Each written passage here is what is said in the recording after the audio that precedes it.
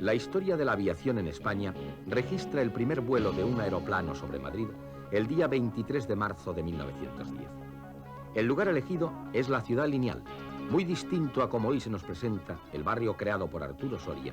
Acogió en este lugar al primer aeródromo madrileño. En estos terrenos, que algunos todavía llaman el campo del aviador, contemplaron los habitantes de la capital con extraordinario asombro la maravilla de los vuelos. Como en Barcelona, es también Julian Mamet, piloto francés, el protagonista de estas exhibiciones. La organización corre a cargo del Real Aeroclub de España. La expectación que precede a los vuelos es enorme. Reclamos como este llenan los periódicos de Madrid. Pero caso insólito, los madrileños se ven de pronto sorprendidos con el anuncio de otra exhibición, para el mismo día y hora, esta vez en el campo de Chamartín de la Rosa, a cargo del aviador Stoeckel. El vuelo de Mamet resulta un éxito. Las 15.000 personas que han acudido a la Ciudad Lineal aclaman al aviador.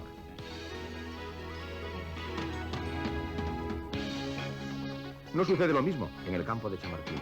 Un periódico de Madrid dice refiriéndose a la jornada: hasta el vecino pueblecillo han llegado automovilistas, jinetes, peatones y personas en carruajes y tranvías. Pero todos se quedan sin vuelo porque el aeroplano de Stoeckel capota. Al lugar de la caída, dice el periódico, fueron corriendo centenares, miles de personas a pie, a caballo, en bicicleta, señoras, niños y autoridades. Entre los aparatos preparados para la exhibición por Stoeckel había un magnífico Demoiselle, último logro de la técnica aeronáutica. El inventor y fabricante teme que el prestigio de su aeroplano se deteriore con otro accidente y viene en persona a la capital de España con otro Demoiselle. Él mismo lo volará con todo éxito en el campo de golf de las 40 Fanegas, situado en la actual prolongación de la calle Príncipe de Vergara. El inventor y piloto es el conocido aeronauta Alberto Santos Dumont, hijo de un millonario brasileño conocido como el Rey del Café. Santos Dumont venía precedido de una extraordinaria fama y su aeroplano reputado como uno de los mejores del momento.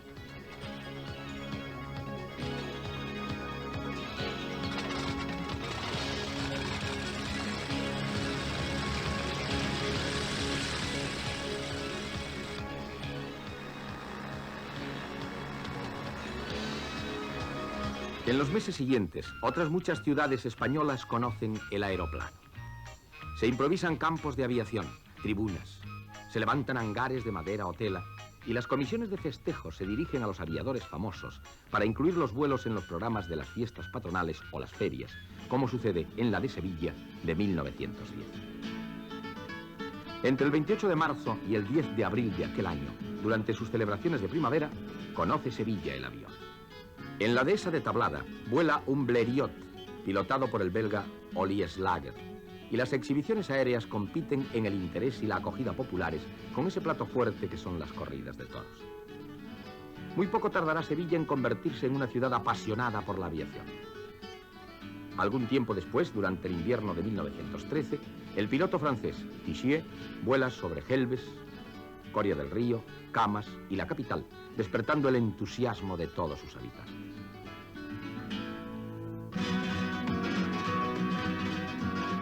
Por las mismas fechas de las exhibiciones sevillanas, el piloto francés Leblond vuela en San Sebastián. El día 2 de abril de 1910, terminado ya su compromiso con los organizadores, el piloto actúa sin retribución en honor a la capital donostiarra. Una falsa maniobra hace caer su aeroplano y Leblond pierde la vida ante miles de espectadores que contemplaban su vuelo desde el Paseo de la Concha. Los accidentes se producen con enorme frecuencia en estos primeros años del aeroplano. Desde 1908 a 1911 mueren en el mundo 189 aviadores, varios de ellos en España, como el famoso Le Forestier, cuyo aparato cae en Huelva durante una exhibición. Un español, el gijonés Mario Pola, que aparece aquí a la izquierda de la pantalla, sonríe ante la cámara poco antes de morir junto al francés Lafont en la carrera París-Bruselas. Lafont, antes de despegar, enciende su último cigarrillo.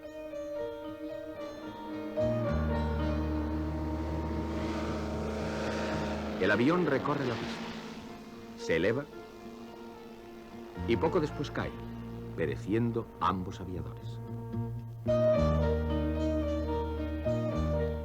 Málaga, que llegaría a jugar un importante papel en la aeronáutica, especialmente en la Guerra de Marruecos, conocía ya el aeroplano a través de las proyecciones cinematográficas de La barraca de Pasqualini.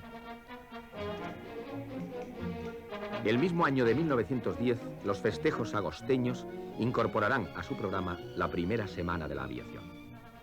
En Barcelona, también en 1910, los espectadores del hipódromo y del campo de la Bota contemplan durante la gran semana de aviación el vuelo de los pilotos invitados, entre los que figura el célebre Luis Blériot, vencedor del Canal de la Mancha un año antes, en 1909. En Pamplona ya no tienen los famosos encierros la exclusiva de la atención popular, porque además de su belleza, ofrece unos escalofriantes vuelos la aviadora francesa Mademoiselle Hélène Dutrieu.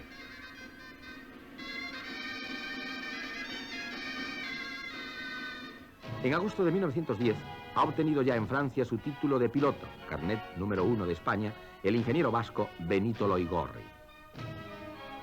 Una semana después viene Loigorri a San Sebastián para tomar parte en un concurso convocado por el Real Aeroclub de Guipúzcoa en competencia con los famosos pilotos Garnier y Tabutó y para dar el bautismo del aire a algunos amigos.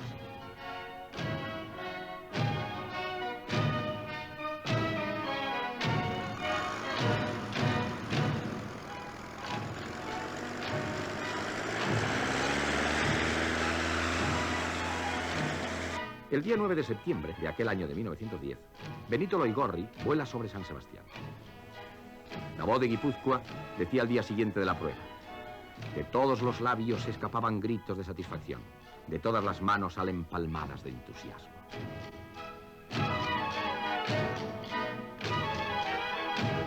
Benito Loigorri había de dar muchos días de gloria a la aeronáutica española. Este año obtiene también su brevet de aviador en Francia el infante don Alfonso de Orleans, teniente de infantería. Su diploma llevará la fecha de 23 de octubre de 1910. El infante será, por lo tanto, el primer militar español que alcance el título de piloto. Su gran vocación aeronáutica supondrá una constante en el resto de su vida.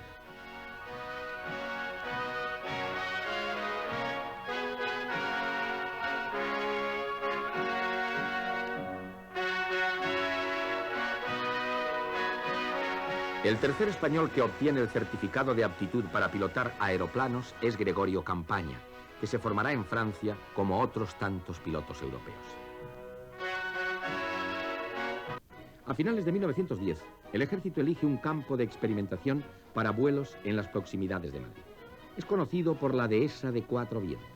El coronel Vives logra su adquisición con el informe favorable de la Jefatura de Ingenieros. Próximos a otras instalaciones militares, los terrenos son confiados a la custodia de aquel cuerpo. Y a los ingenieros, que habían sido los creadores de la aerostación militar en nuestro país, les iba a corresponder ahora la tarea de crear la aviación en el seno de nuestro ejército. En marzo de 1911 llega el primer aeroplano a Cuatro Vientos. Es un Farman, pilotado por Loigorri. Viene desde el campo de la Ciudad Lineal, donde ha sido montado. 3 aeroplanos. 2 Henry Farman con motor NOM de 70 caballos y un Maurice Farman con motor Renault de 80 constituyen el primer material adquirido por el gobierno español para formar sus primeros pilotos militares, que fueron los capitanes Quindelán y Herrera y los tenientes Ortiz Echagüe, Barrón y Arrillaga.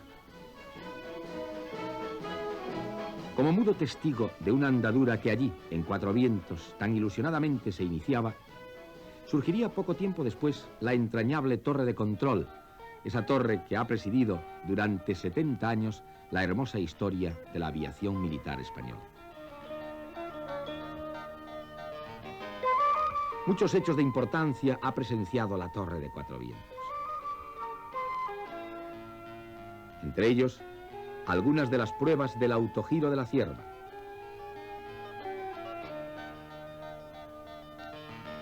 Con la torre de fondo partieron en 1926 los aviones participantes en el raid Madrid-Manila.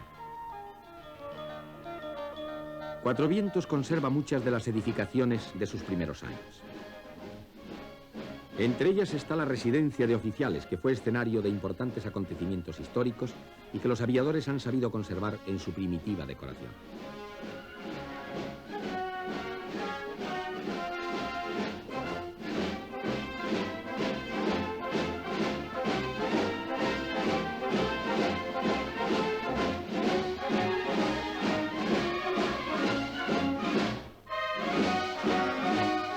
Cuatro Vientos da cobijo hoy, en sus terrenos, a unidades de helicópteros de los escuadrones 402 y 803, este último del SAR, a la Maestranza Aérea de Madrid,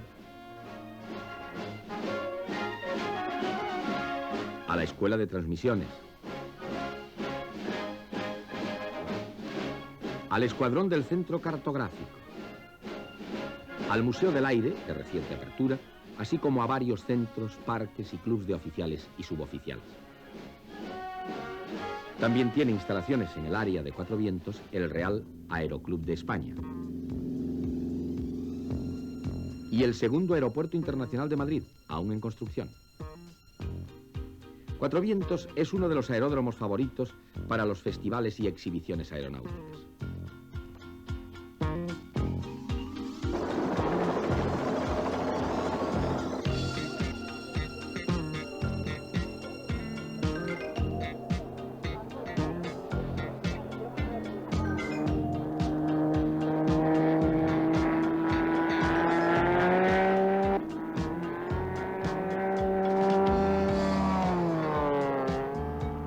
En 1911, el año en que, conducido por Loigorri, llega a Cuatro Vientos el primer aeroplano, el piloto vasco volará sobre Burgos, Mové sobre Badajoz o Garnier sobre Pontevedra.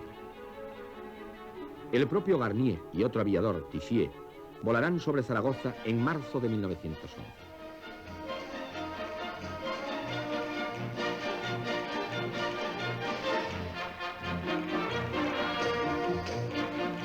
La expectación despertada en la capital aragonesa es enorme. Hasta el improvisado aeródromo de Valdesparteras, hoy terrenos con instalaciones militares, se desplazan numerosos zaragozanos para contemplar los vuelos. Por suerte, se conserva una filmación de aquel acontecimiento, debida al operador Francisco de Paula Tramullas.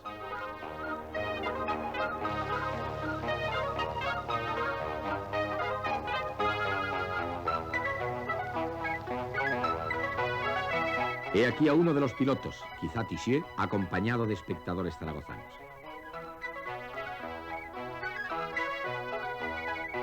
En estos años, la aviación alcanza en el mundo altísimas cotas de popularidad. Los aeroplanos están de moda.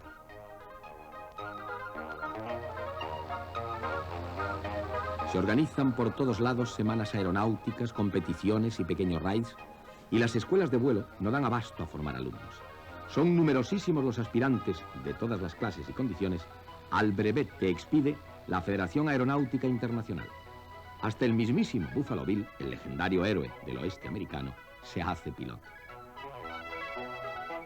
Incluso Ricardo Torres Bombita, el gran torero, aseguraba que alternaría muy gustoso los trastos de su oficio con los mandos de un avión.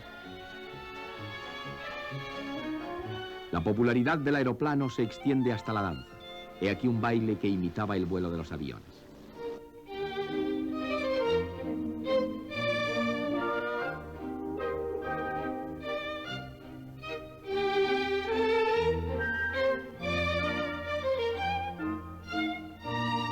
En Barcelona, los señores Fabregat y Bosch aplican la hélice de un aeroplano a un ligero vehículo terrestre. La presentación del mismo es recogida por las cámaras de la época.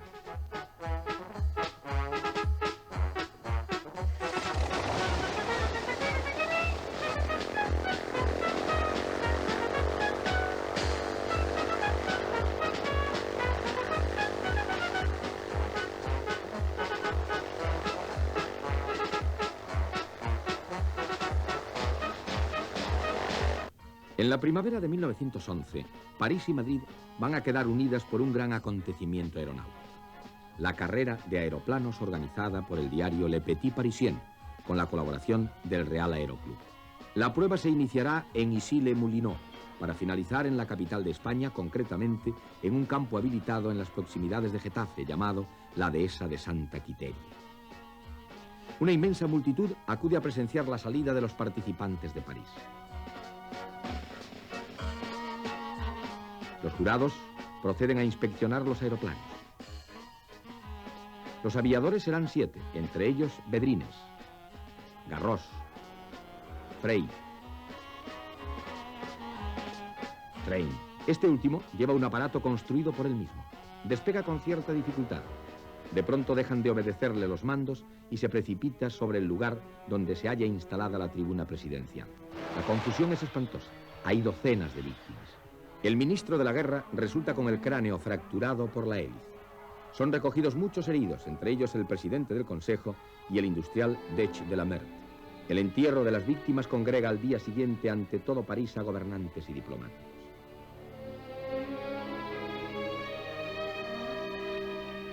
Mientras tanto, los aviadores prosiguen su vuelo rumbo a España.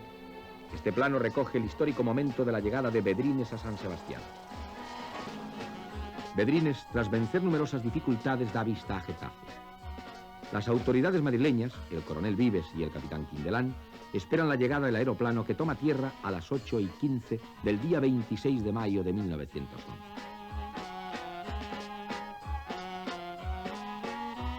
Todos felicitan a Vedrines, que abandonará el aeroplano extenuado por el esfuerzo físico y la tensión nerviosa de las últimas horas. Julio Vedrines será condecorado por el Real Aeroclub de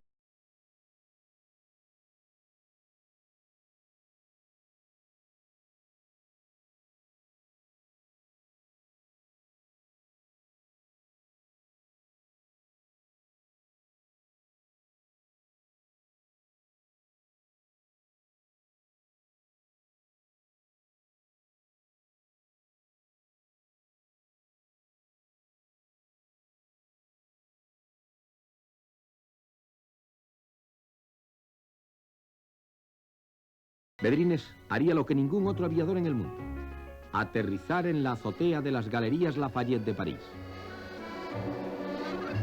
Aquí están sus amigos esperándolo desde una azotea vecina. Ya viene. El aeroplano queda milagrosamente enganchado en la barandilla de la azotea. Sus admiradores están asombrados de tanta audacia. Julio Vedrines, no es para menos, será muy felicitado. Como muchos de los grandes hombres de la aviación, Vedrines moriría en la más absoluta pobreza. Dejó esposa y 4 hijos, y todos sus trofeos, condecoraciones y recompensas, fueron vendidos en París, en pública subasta.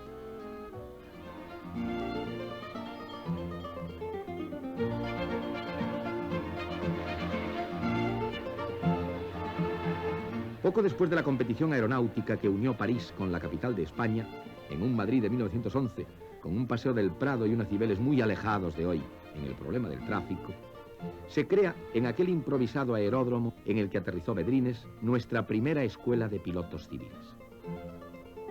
La fundó Luis González Camón. Pasó el establecimiento docente una etapa difícil, hasta que en enero de 1913 crea el Ministerio de Fomento la Escuela de Aviación, asignándole la tarea de dar enseñanza práctica y técnica en todo lo referente a la navegación aérea. Y allí permanecerá la escuela hasta 1920, en que el aeródromo pasa a depender del Ministerio de la Guerra. Heredera de aquel centro de principios de siglo es la actual ENA, o Escuela Nacional de Aeronáutica. Creada en 1974 e inaugurada por Su Majestad el Rey en 1979, la ENA depende del Ministerio de Transportes, Turismo y Comunicaciones, a través de la Dirección General de Aviación Civil. Se halla instalada en el Aeródromo Salmantino de Matacán, y en ella se imparte la enseñanza oficial para la obtención del título de piloto de transporte de línea de avión. También otorga la escuela, a través de exámenes libres, las titulaciones y calificaciones de pilotos comerciales de avión y helicóptero, radiofonistas e instructores de vuelo.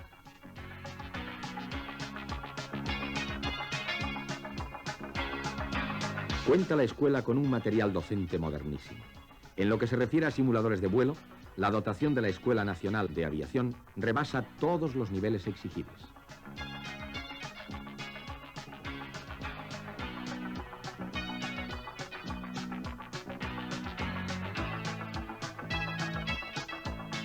Tiene también la ENA un radar meteorológico que está considerado como uno de los mejores de España. Cuenta la escuela con un hangar de 1.800 metros cuadrados de superficie, dotado de todos los servicios de reparación y mantenimiento necesarios para su total independencia operativa. Dispone el centro de 45 aviones de distintos tipos, que cubren todas sus necesidades en los diferentes niveles de la enseñanza práctica.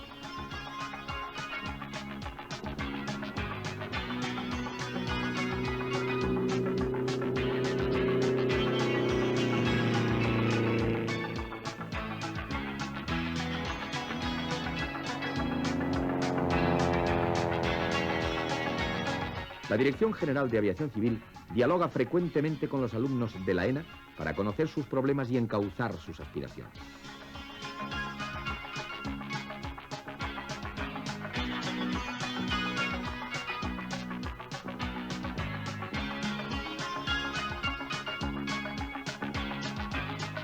La Escuela Nacional de Aeronáutica satisface totalmente las necesidades de nuestro país en materia de formación de pilotos para la aviación comercial. Por la alta cualificación de su profesorado, las modernas técnicas pedagógicas y el material que emplea, la ENA ha logrado la más elevada estimación internacional. Su estrecha colaboración con la Universidad de Salamanca da especial relieve al prestigio alcanzado por este primer centro docente de nuestra aviación civil.